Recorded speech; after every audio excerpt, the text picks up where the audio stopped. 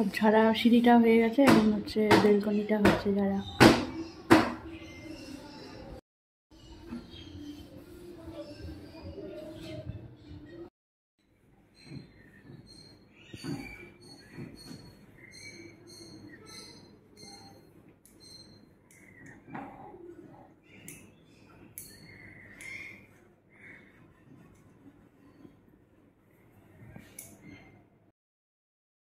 বাঁধানো হচ্ছে নতুন খাঁচা।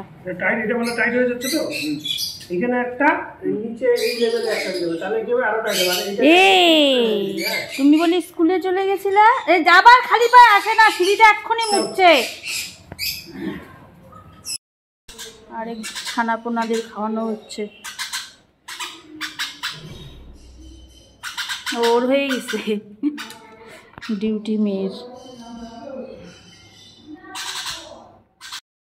দেখো পুচকুটাকে কি করে, কি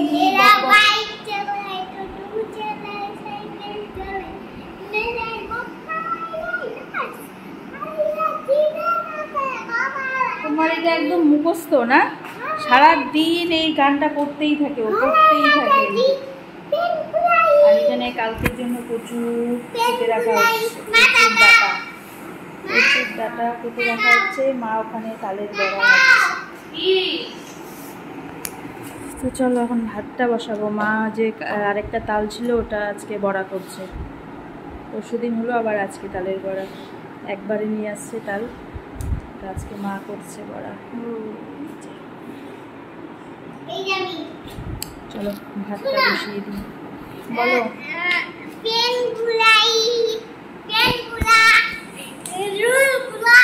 থাক, তোমাকে আর বলতে হবে না। এখন রাত্রের জন্য একটু আলু ভাজা করছি। এই যে ভাত আছে, চলে আসছে, ভাত হয়ে গেছে। মা দুপুরের মাছ ডাল আছে, শাক ভাজা, শুটকি মাছও আছে অল্প।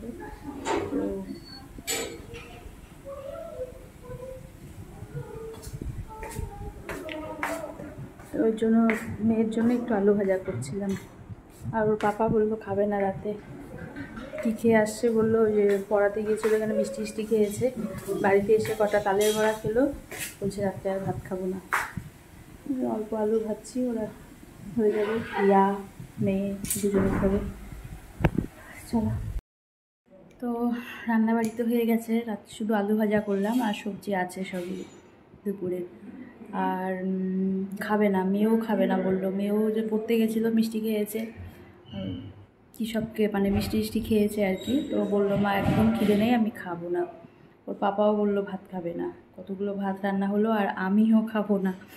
আমিও আজকে চা খেয়েছি অনেক লেট করে, একটু তালের বড়া আর মুড়ি দিয়ে চা খেয়েছিলাম, ওই 7:30 বেজে গেছিলো। তো এখন একদমই খিদে নেই। তো এই তো চায়ের বাসনগুলো ধুলাম এখন উপরে এসে, ধুলাম। এখন হচ্ছে একটু স্নান করব, পুরো ঘেমে ঝোল, এত ঘেমে গেছি, মানে প্রচণ্ড গরম লাগছে, আজকে গরমটা বেশিই পড়েছে। তো এখন সব কমপ্লিট, একটু স্নান করব, তারপরে বাস কাজ শেষ। তো ঠিক আছে, আজকে তো ঘর ঝাড়া হয়নি, মানে পুরো সিঁড়িটা ঝাড়া হয়েছে, উপর টোপর সব, সিঁড়ির যে জানলা টালনাগুলো আছে, দরজা সম্পূর্ণ ঝাড়া হয়েছে, রেলিংগুলো মোছা হয়েছে, সিঁড়ি হয়েছে। আর সামনের বেলকনির বারান্দাটা, এই দরজা, এই দুটো দরজা পরিষ্কার করা হয়েছে আজকে। পিছনের বেলকনিটা আর হয়নি, ছাদে কাজ ছিল, তারপর ছাদে কাজ করলো, লেট হয়ে গেছিলো ওর জন্য। আর ঘরটা বললো যে বিশ্বকর্মা পূজার 2 দিন আগে ঘরটা ঝাড়বো আর কি।